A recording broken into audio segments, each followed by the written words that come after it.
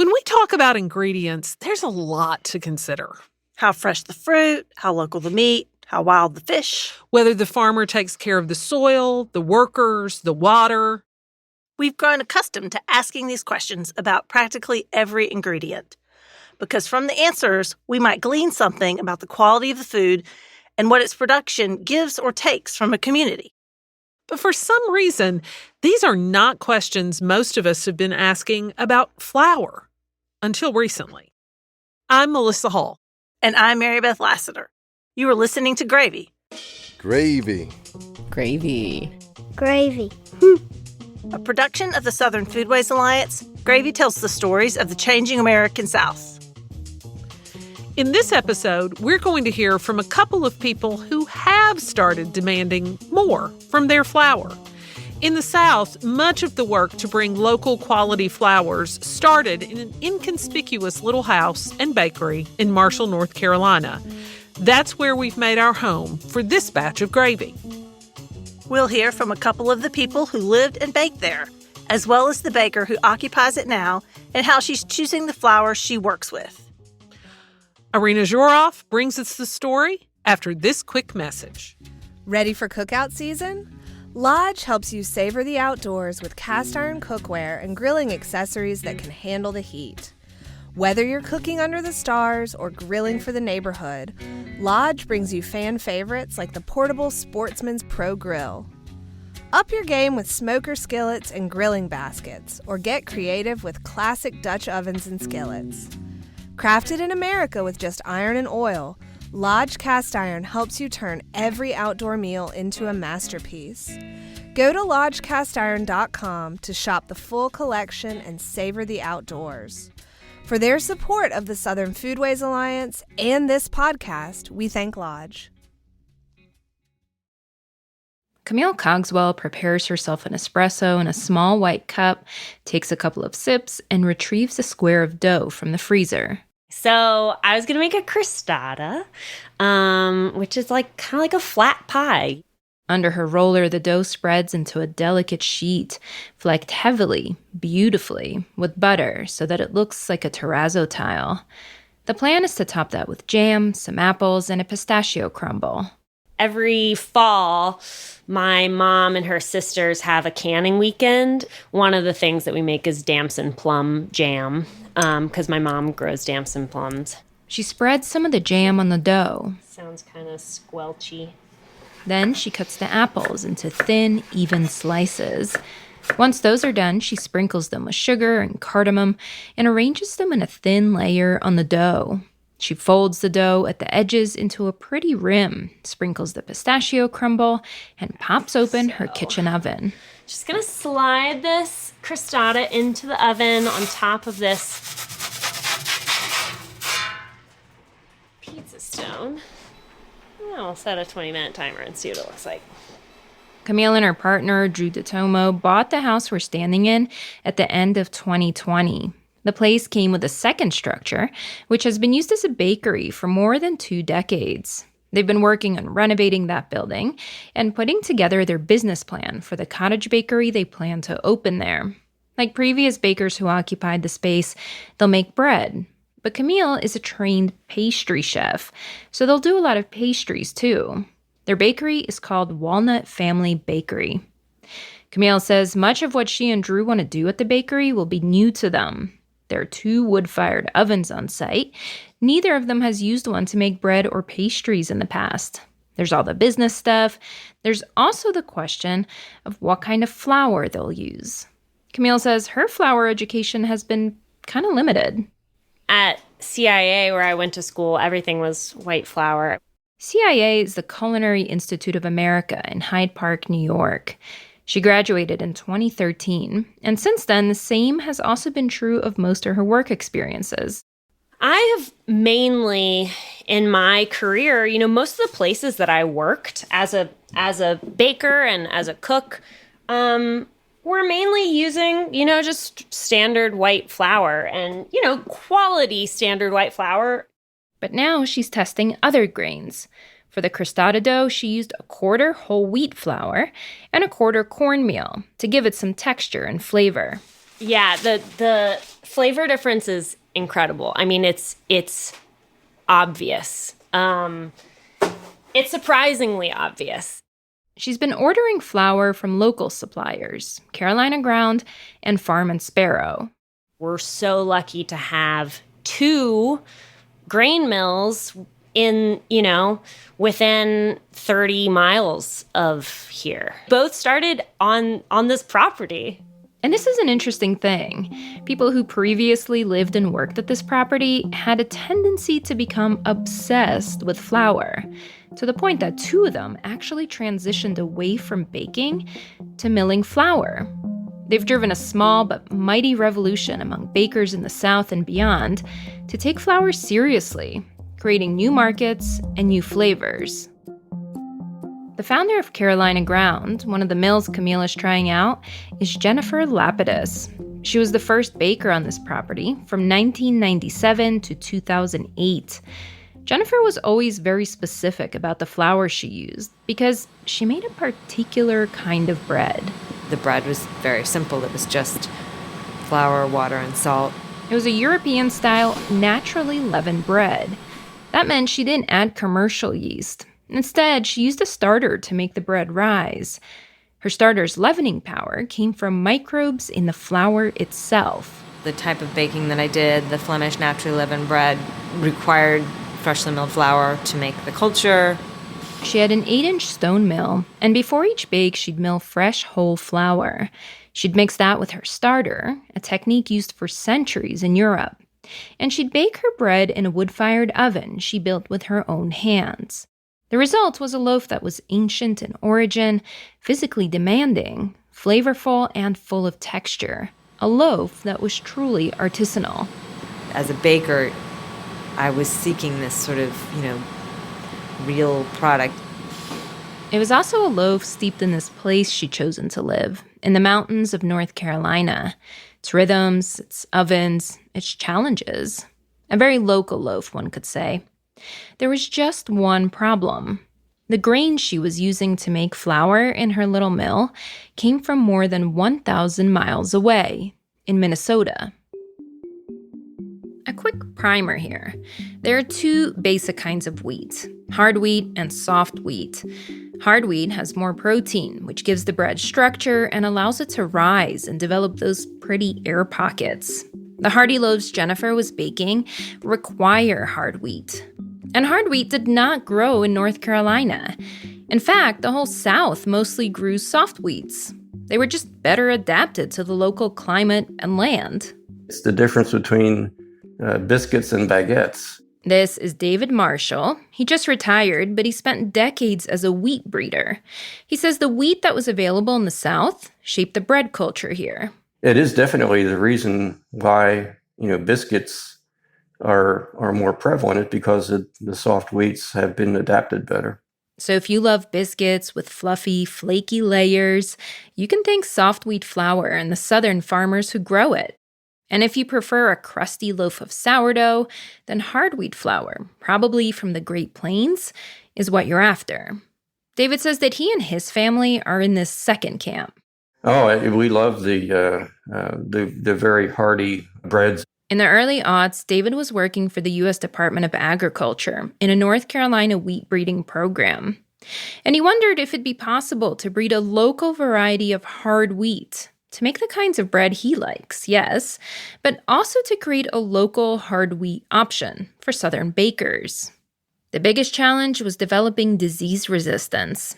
Hard wheat is used to the dryness of the plains. It doesn't have defenses against diseases caused by plentiful rain and humidity in the South.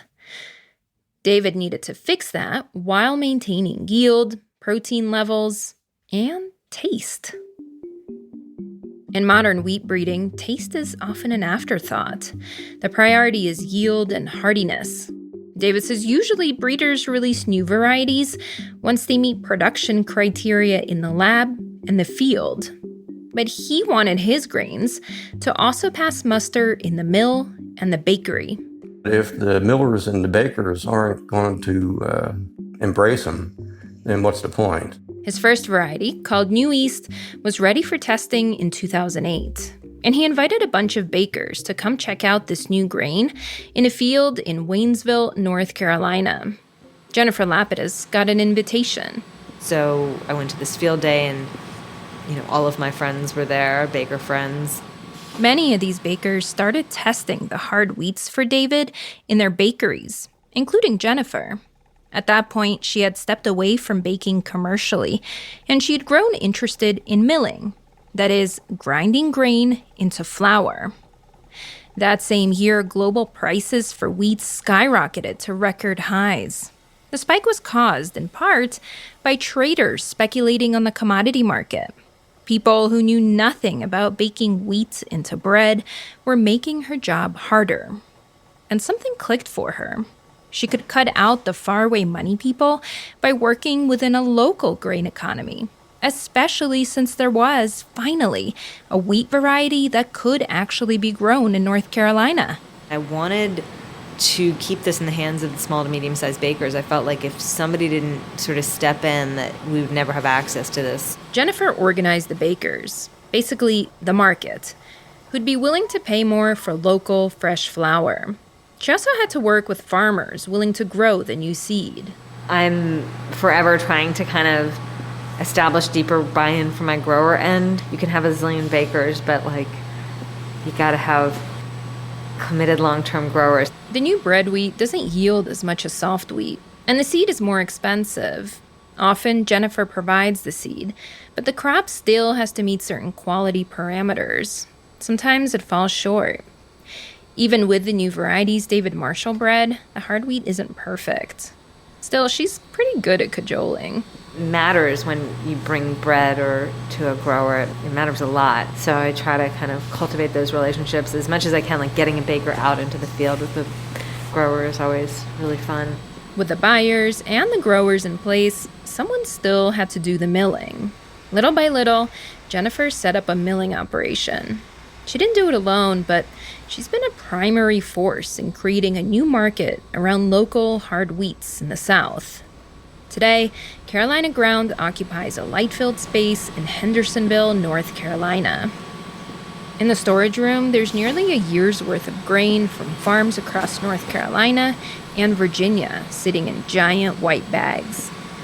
These are all 1-ton totes, so you can see New East birch, so that comes from Birch Farms in Faison, North Carolina, and the variety is New East. There's Barnum soft wheat, so that comes from Blake Barnum in Wake Forest, North Carolina. So yeah, this is grain stored, and we'll take this out and mill it in there. In the milling room, a miller sews up filled bags of flour headed to a who's who of southern bakeries, while more flour piles up into bins. So we have 2 mills. These are stone mills. It's a different, older process than the one that produces commodity flour. In that process, a roller mill peels wheat berries into their components. The outer layer of the seed, called the bran, is separated from the meaty endosperm. That, in turn, is separated from the germ, which contains the seed's reproductive parts and nutrients that are good for people. White flours are usually mostly endosperm. And then if you want whole wheat, they can put them all back together. Often they will remove the germ, though, because that's the oily, more prone to rancidity aspect. But that's also the germ. That's the vibrance and the nutrients and the flavor and the oils and the wheat berry. It's such a perfect entity in itself. The stone mills, each about the size of a hot tub, use 2 large, flat, round stones to crush the whole wheat berries into flour. The germ stays. The flour is oilier in texture and has a creamy, off-white color. Its shelf life is no more than 6 months, unlike the commodity flours, which last practically forever. But the fresh, stone-ground flours have something else going for them. Taste. You never think of that flour would have a flavor or not. But commodity flour does not have a flavor. It doesn't taste like anything. Whereas if you add a flavor-forward flour, stone milled, it's like a completely whole new palette of flavor. It's like echoes and depth. It's like the difference between a print and a painting. In the 1800s, there were more than 20,000 grain mills in the country. Every community had one. Growers would bring their grain, wheat or corn, for example, to the local mill. They'd catch up on gossip while they waited for the stone mills to turn grain to flour. In Appalachia, Jennifer has initiated a kind of resurgence of this type of small-scale mill. The new mill has a space for workshops and an oven for testing and demonstrations. Bakers drop in to pick up their flour. It's become a community asset. And other millers are paying attention too. Jennifer Lapidus started milling flour because her bread demanded it. Next, we'll meet David Bauer, another baker turned miller. We'll also return to Camille Cogswell. She built a pastry career using white flour, but now she's thinking about introducing fresh whole wheat flours to her baking. But first, this quick break. Since 2015, Nonfiction Coffee has taken a thoughtful approach toward transparency and traceability in coffee sourcing.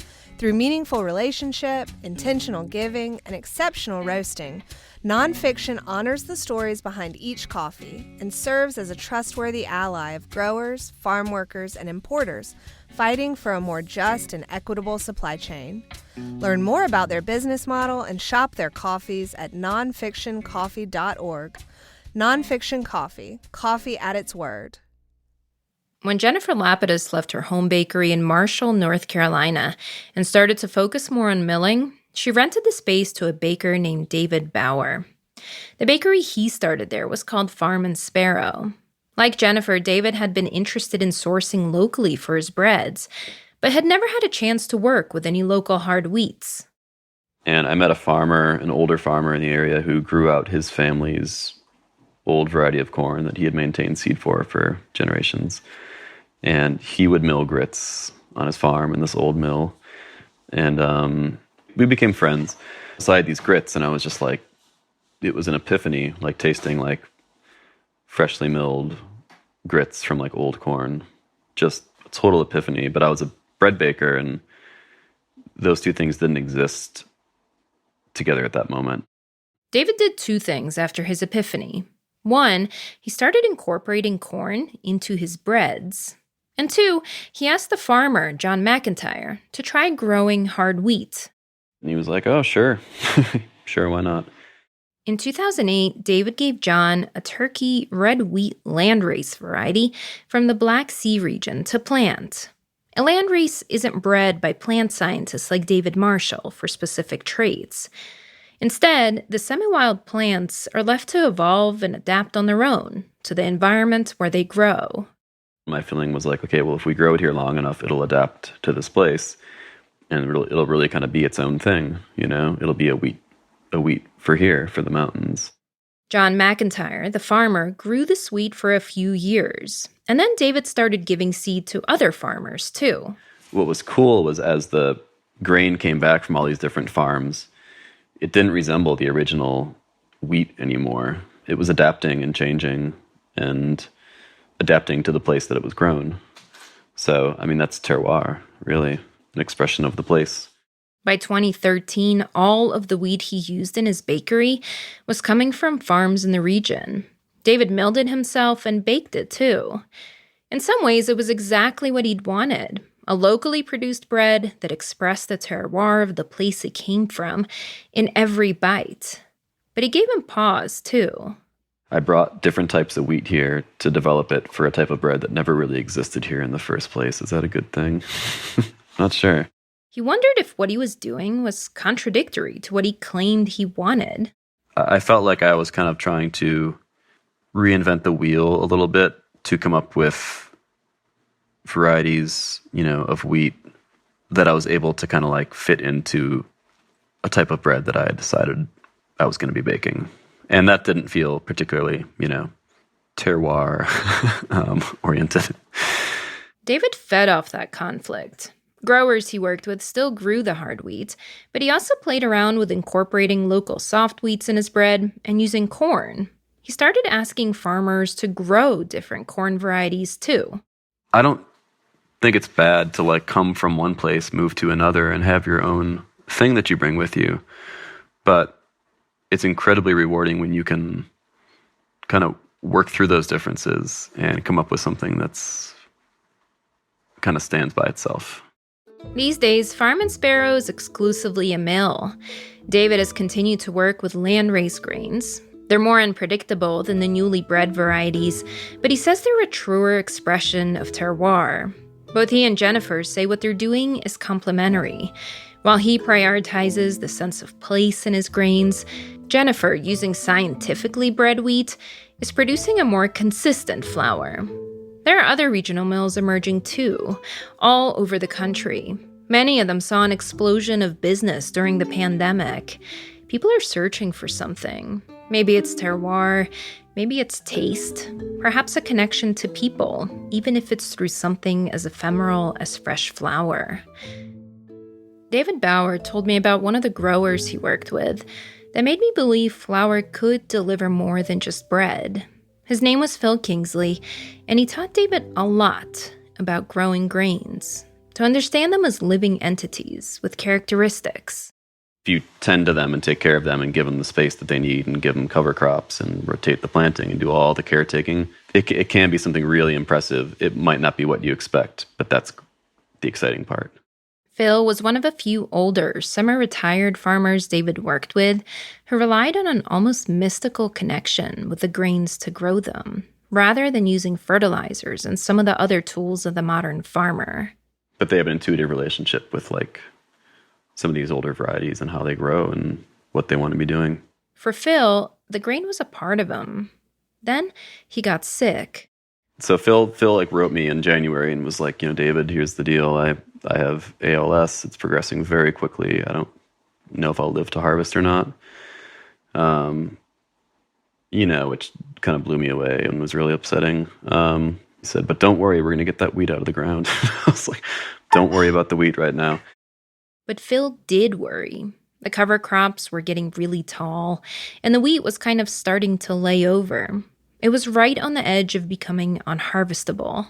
Some neighbors agreed to drive his combine for him, and they got him propped up on there, and he kind of barked out orders, and the neighbors all came together and harvested that last crop of wheat for us, which was a really, humbling experience. Oh wow! So it was really important for him too. It was a life's work, and he was dead set on that last crop getting in, and it got in. Yeah, and then when he was in the hospital before he died, his wife Judith asked if there's any way I could get a loaf of bread up there from that crop for him to eat. And one of the last meals he had in the hospital was of bread that we got. We rushed into baking some bread. And the crop wasn't even ready to bake with yet, but we baked some bread and we shipped it up there really quickly, and he got to eat it before he died. That devotion to the grain made an impression on David. That was very imprinting for me, as a young baker. Both the mentorship and to see grain growing and that whole process being part of someone's life work was an incredibly moving thing. When we manage to eat the way we want, it seems often a reflection of living the way we want. Fresh bread means the time to bake it. Fresh flour means a closer connection to the grain, to the soil, to the farm, to someone else's hands. When the hands of neighbors contribute to every loaf, it's the very definition of community. Suddenly, a basic food like bread embodies a small world in every bite. You can look at it as a necessity, a luxury, or maybe even both. It's a level of care that feels like love. Camille Cogswell, who's opening a new bakery at the Marshall property where Jennifer Lapidus and David Bauer once baked, is at the beginning of her journey with local grains and fresh whole grain flours. She's had a lot of success with plain old white flour, and I ask her what motivates her to move away from that. It's a health thing. It's a nutrition thing. It's a, going back to the source thing. Camille says the property itself has something to do with how she's thinking about grains, too. There's the history, of course, the local millers that got their start at her current address. But there's also the feel of the place itself. It's kind of rustic, tucked into a curve of a winding mountain road. away from the chaos a more accessible bakery might have. That's kind of a huge appeal of this whole thing out here is like the wood-fired baking, right? You're not using a gas or electric oven.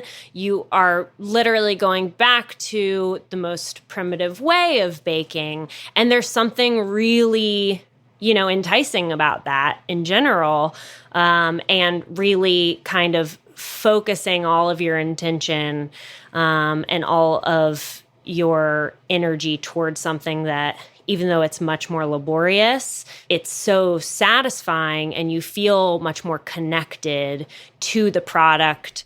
Grains are a part of that. With flour, she can foster connections to her new home, new foodways and purveyors, new people.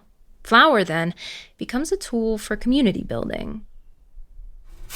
Camille lets the crostata go a bit past the timer. Okay. That looks pretty good. I think we're ready. I'm gonna take it out.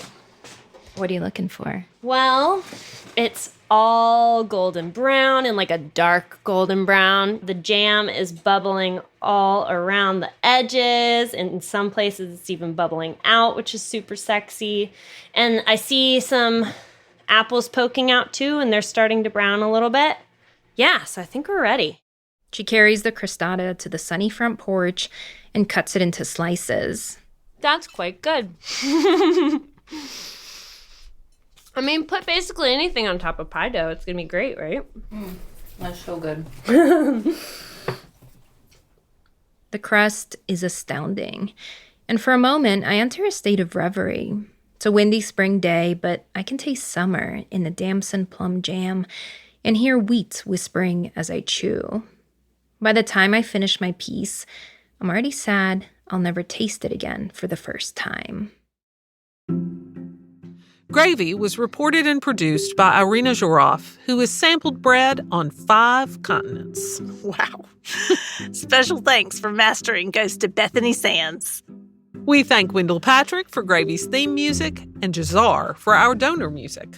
Managing editor for Gravy and all other SFA publications is Sarah Camp-Milam. Additional editing and fact-checking comes courtesy of Olivia Terenzio and Katie King. Visit us at southernfoodways.org to immerse yourself in our career server oral histories.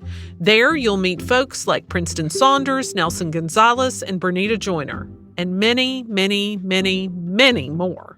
While you're there, we'd be much obliged if you consider becoming a member or making a donation. Your dollars fund our work and help us make more gravy. I'm Melissa Hull. I'm Mary Beth Lassiter. Excited to lap up another episode of Gravy? Tell a friend. Pass the gravy boat. There's plenty to go around. Really? Plenty? It's gravy. There's a lot of it.